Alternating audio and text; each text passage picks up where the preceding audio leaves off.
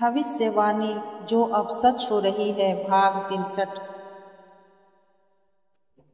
जब आप जुड़े हैं दिव्य शक्तियाँ चैनल से, जहाँ हर शब्द सिर्फ कहानी नहीं, चेतावनी है, जहाँ भविष्यवाणी केवल भविष्य नहीं, आपके वर्तमान को झकझोरने वाली सच्चाई है।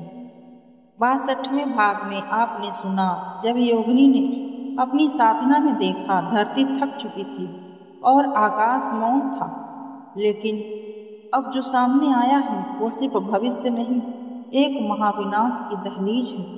योगिनी की आंखें बंद थी, लेकिन उनके सामने जो दृश्य उभरा वो इतना प्रचंड था कि शब्द भी कांप उठे।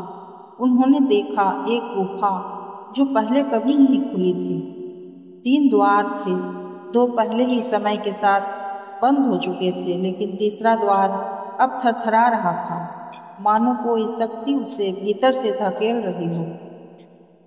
यह तीसरा द्वार है महाकाल के उतरने का, योगिनी ने कहा, और उनके पीछे खड़े साधकों की सांसें थम गई।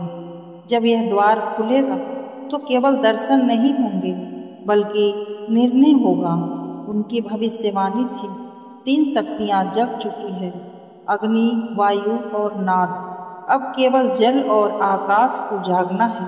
फिर वह आएगा जो निर्णय लेकर जन्म लेगा।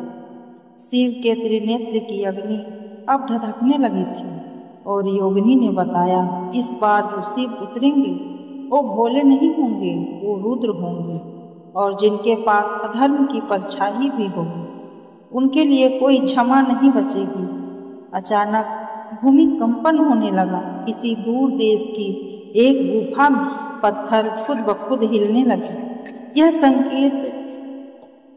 यह वह संकेत था जिसका उल्लेख हजारों साल पुराने ग्रंथों में मिलता है। कई संतों और सूफियों को एक ही रात एक ही सपना आया। एक विशाल नंदी आसमान में चल रहा है और उसके चरणों के नीचे धूल नहीं, कर्म गिरते हैं।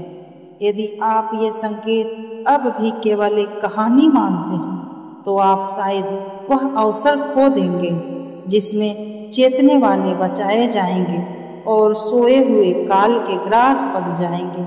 अगर आप इन दिव्य चेतावनियों को समझते हैं तो इस चैनल को सब्सक्राइब करें, क्योंकि अब जब अगला भाग आएगा तो शायद आपकी आत्मा उस तक पहुंचने के लिए तैयार हो।